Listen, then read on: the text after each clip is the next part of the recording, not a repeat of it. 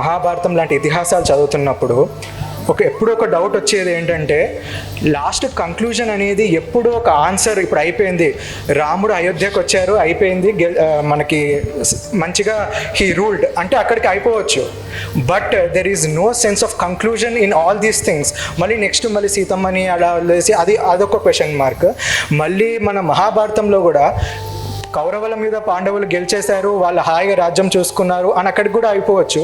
కాకపోతే ఎప్పుడైనా మన ఇతిహాసాలు they are concluding with a doubt. అంటే నాకేమనిపించిందంటే, రీడర్స్ షుడ్ వాళ్ళు they have to emphasize, analyze, and వాళ్ళు ఒకటి సీక్ చేయాలి ఎప్పుడైనా ఆన్సర్స్ మనము అన్నట్టు అనిపించింది. అంటే మనం ఆన్సర్స్ సీక్ చేసుకుంటూ ఓకే ఇట్లా ఎందుకు వచ్చింది అని మనం ఎప్పుడు ఒక ప్రశ్నతో ఎండ్ చేసే ఒక ఇతిహాసాలు మన హిందూ పురాణాలు తప్ప మిగతా ఏ రిలీజియన్లో లేవు అలాంటివి. సో నేనేమంటున్నా అంటే that the way to see itihasa, or మనము జస్ట్ ఒక స్టాండర్డ్ ఒక అబ్రివియేషన్ ఉంటుంది అంతే మనం కంక్లూజన్లా తీసుకోవాలి అన్న, లేకపోతే we have to seek and ask questions అలా. ఈ ప్రశ్నకి 2 సమాధానాలు ఉన్నాయి. మీరు చూడండి, మీరు ఏదైనా సినిమాకి వెళ్ళారనుకోండి, అన్ని సినిమాలు హీరో హీరోయిన్ పెళ్లితో అయిపోతుంది, అవునా కదా? వాళ్ళు అంతే ఏదో చేశారు, దాని తర్వాత హ్యాపీలీ ఎవర్ ఆఫ్టర్ వాళ్ళు బ్రతికారు అన్నట్టుగా చూపించేస్తుంది, పెళ్ళికి అయిపోతుంది. కానీ పెళ్ళి తర్వాత ముందుంది ముసళ్ళ పండుగ, అది చూపించారు. ఆ మాత్రం చూపించాడు అనుకోండి, ఎవడు పెళ్లి చేసుకోడు అనమాట. కాబట్టి పెళ్లితో ఆపేస్తారు. ఎందుకంటే పెళ్ళి is the last day of happiness in life అని ఒకళ్ళు చెప్పారు, మేం చెప్పట్లేదని.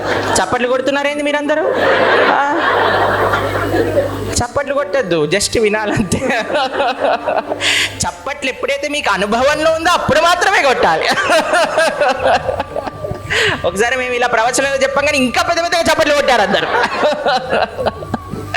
అయితే ఈ ప్రపంచం ఏం చేస్తుందట అంటే, మనందరినీ ఒక రకంగా మోసం చేసే ప్రయత్నం చేస్తుందట, ఇక్కడ ఆనందం ఉన్నది అని. కానీ శాస్త్రం ఏం చేస్తుందో తెలుసా అండి? సీతారాములు కళ్యాణంతో ఆగిపోలేదండి. ఎన్ని కష్టాలు పడ్డారు రాముడు సీతమ్మ తల్లి.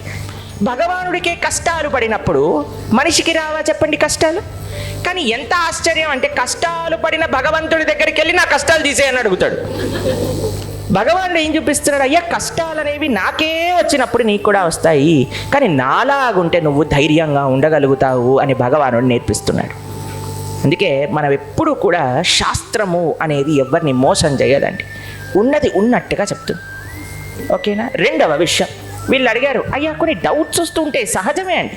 మనం శాస్త్రాన్ని అధ్యయనం చేసినప్పుడు కొన్ని రకాల డౌట్స్ వస్తూ ఉంటాయి, ఏంటి ఎలా ఏంటి అని. మీకు ఆ విషయం తెలుసా అండి? ఇప్పుడు సహజం, చిన్న పిల్లవాళ్ళని అడుగుతాం. మీకు ఎప్పుడైనా ఏదన్నా టెక్స్ట్ బుక్లో డౌట్ వచ్చిందనుకోండి, మీరు ఏం చేస్తారు? అడుగుతారా? అంతే మనం చేయాల్సింది. ఒక గురువుని ఆశ్రయించి శాస్త్రము చదువుకున్నప్పుడు మాత్రమే శాస్త్రం అర్థమవుతుంది. కానీ మనం వెళ్ళి శాస్త్రాన్ని అర్థం చేసుకుంటాను అని బయలుదేరిన వాడికి శాస్త్రం అర్థం కాదు. భగవానుడు రాముడిగా వచ్చినా విశ్వామిత్రుడిని ఆశ్రయించవలసి వచ్చింది, భగవానుడు కృష్ణుడిగా వచ్చినా సాందీపనిని ఆశ్రయించవలసి వచ్చింది, జ్ఞానాన్ని తెలుసుకోవాల్సి వచ్చింది. కాబట్టి చాలా అన్కాంప్లికేటెడ్ వే ఏంటో తెలుసా అండి? ఒక గురువుని ఆశ్రయించి, అయ్యా శాస్త్రంలో ఉండే విషయాలన్నీ కూడా చక్కగా చెప్పండి అని ఎప్పుడైతే మనం శరణాగతి చేస్తామో అప్పుడు అన్ని రకాల విద్యలు మనకి అర్థమవుతాయి. హరే కృష్ణ.